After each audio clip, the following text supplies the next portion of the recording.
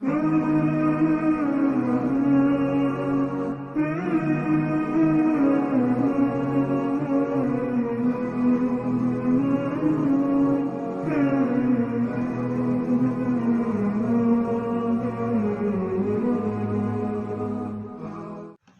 لله وحده والصلاة والسلام على من لا نبي بعده أما بعد أعوذ بالله من الشيطان الرجيم بسم الله الرحمن الرحيم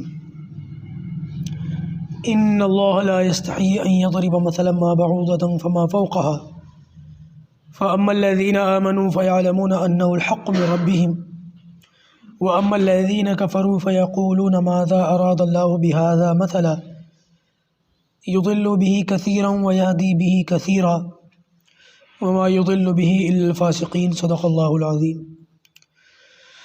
یہ سورۃ البقرہ کی آیت نمبر 26 ہے۔ اللہ تعالیٰ فرماتا ہے ان اللہ لا یستحیی، بے شک اللہ تعالیٰ شرماتا نہیں ہے، ان یضرب مثلا ما بعوضۃ فما فوقها، کس بات سے نہیں شرماتا؟ کسی مثال کے بیان کرنے سے نہیں شرماتا۔ بے شک اللہ تعالیٰ کسی مثال کے بیان کرنے سے نہیں شرماتا۔ ما بعوضۃ فما فوقها، چاہے وہ مثال مچھر کی ہو یا اس سے بڑی ہوئی چیز کی ہو۔ دراصل پچھلی آیت میں یہ بات آپ کو پتہ چلی تھی، اللہ تعالیٰ نے اس کلام میں چیلنج کر دیا پوری دنیا کو کہ اگر تم اسے مخلوق کا کلام سمجھتے ہو تو اس جیسا کلام پیش کر کے دکھاؤ۔ اب ان لوگوں نے کیا کرا؟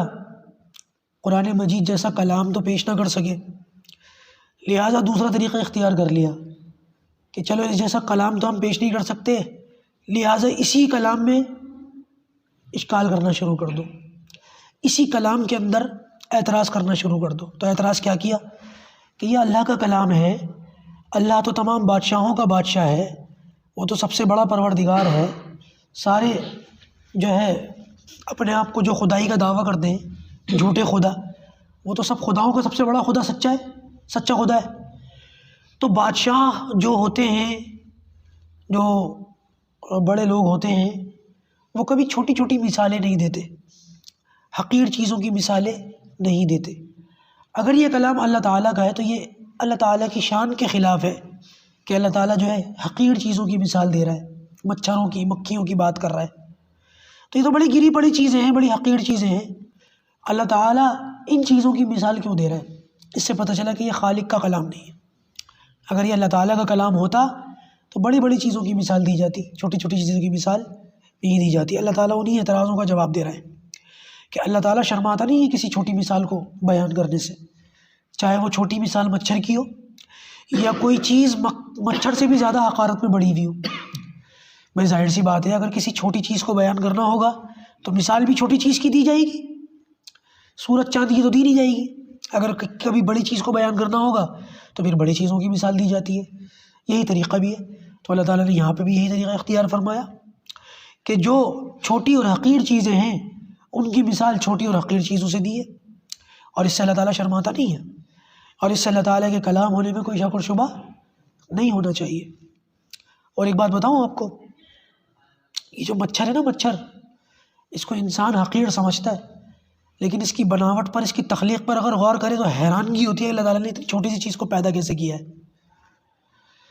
مچھر کے فوٹو کو جب بڑا کیا، ایکس رے سائز بہت بڑا کر کے دکھایا اس کے فوٹو کو، تو پتہ چلا اس کے سر میں 100 آنکھیں، اتنا چھوٹا سا سر ہے اس کا، 100 آنکھیں ہیں اس کے اوپر۔ ہمارا اتنا بڑا سر ہے، ہماری صرف 2 آنکھیں ہوتی ہیں، اس پہ بھی چشمہ لگا ہوا ہوتا ہے، کبھی صحیح دکھتا ہے کبھی صحیح نہیں دکھتا۔ اور اتنا چھوٹا سا مچھر، کیا وہ چھوٹا سا اور کیا اس کا سر، اتنے سے چھوٹے سے مچھر کے اتنے سے چھوٹے سر میں 100 آنکھیں لگا دی اللہ تعالیٰ نے۔ اور 3 دل ہوتے ہیں اس کے، ہارٹ جو دل ہوتا ہے نا، وہ 3 ہوتے ہیں مچھر کے پاس، ایک تو اس کے سینے میں ہوتا ہے اور دو دل اس کے دونوں پروں میں ہوتے ہیں، جوڑنے میں اس کی مدد ہوتی ہے ان پروں کی وجہ سے۔ 3 دل دے دیا اللہ تعالیٰ نے اس کو۔ اور خون پینے کی صلاحیت دیکھو کہ پہلے اپنی سوئی آپ کی کھال میں انجیکٹ کرتا ہے اور آپ کے خون کو پتلا بناتا ہے، اس کے بعد وہ سوئی نکال کے پھر دوسرا پائپ ڈالتا ہے اور پھر خون چوس لیتا ہے اور یہ جا اور وہ جا آپ تالیاں بجاتے رہو۔ تو اتنی سی چھوٹی سی مخلوق کو اللہ تعالیٰ نے ایسے زبردست طریقے سے پیدا کیا ہے، اندھیرے کے اندر اپنا شکار ڈھونڈ لیتا ہے، ایک بار کاٹ کے آپ کو ڈینگو بھی کر سکتا ہے، اور آپ کی پلیٹلیٹس کم ہو گئی تو پھر جنازہ پڑھنا پڑے گا۔ یہ اللہ تعالیٰ نے چھوٹے سے کیڑے کے اندر یہ صفات رکھی ہیں، دیکھو۔ اور یہ دیکھو انسان چاند تک پہنچ گیا کہنے کو، لیکن آج اتنی ٹیکنالوجی کی ترقی کے باوجود مچھر کا کوئی علاج کر سکا انسان؟ کوئی علاج نہیں ہے، کوئی ایسا زبردست، کوئی ایسی دوائی جس کی وجہ سے مچھروں کو بالکل سرے سے ختم کیا جا سکے۔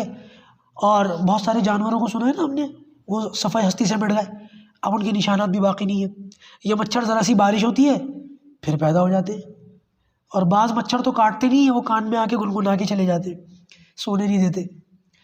تو عرض یہ کر رہا تھا کہ مچھروں کو اللہ تعالیٰ نے ایسے پیدا کیا ہے کہ انسان بے بس ہے، اتنا بڑا انسان، اشرف المخلوقات، احسن تقویم، چاند تک پہنچنے والا، ٹیکنالوجی کو اتنا آگے تک لے جانے والا، اور اس کے بعد یہ ٹیکنالوجی نہیں ہے کہ مچھروں کو روک سکے، اس کا کوئی علاج کر سکے۔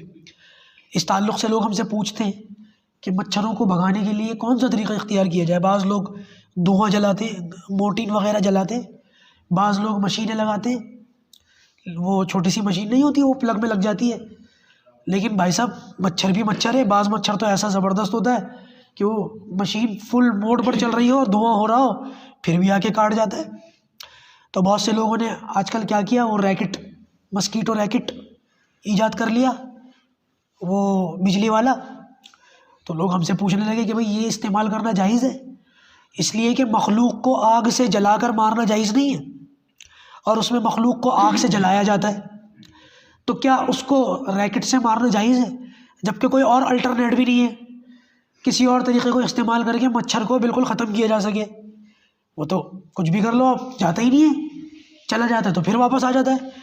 ایک ریکٹ ہی ایسا ہے، اور ایک وہ آج کل تو بلو کلر کی بتی آ گئی ہے، وہ لگا دو تو مچھر خود بخود اٹریکٹ ہو جاتے ہیں اس میں، مچھر اور دوسرے جو چھوٹے موٹے اڑنے والے کیڑے ہوتے ہیں، انسیکٹس، وہ اس میں جا کے خود بخود مر جاتے ہیں جل کر، شوک لگ جاتا ہے یا جل جاتے ہیں۔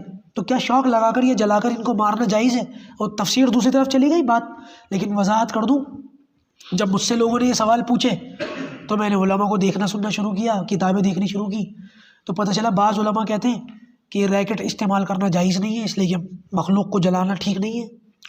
بعض علماء نے اس کی اجازت دی ہے کہ ہاں استعمال کر سکتے ہیں۔ اب آپ لوگ میری طرف دیکھ رہے ہیں تو میں کیا جواب دوں؟ چلو میں اپنی رائے بتا دیتا ہوں۔ میری ناقص رائے یہ ہے کہ جب تک اس کا کوئی الٹرنیٹ موجود نہ ہو، کیونکہ بعض مرتبہ چھوٹے بچوں کو کاٹ کے جان تک لے لیتا ہے، یہ نوبت بھی آ جاتی ہے۔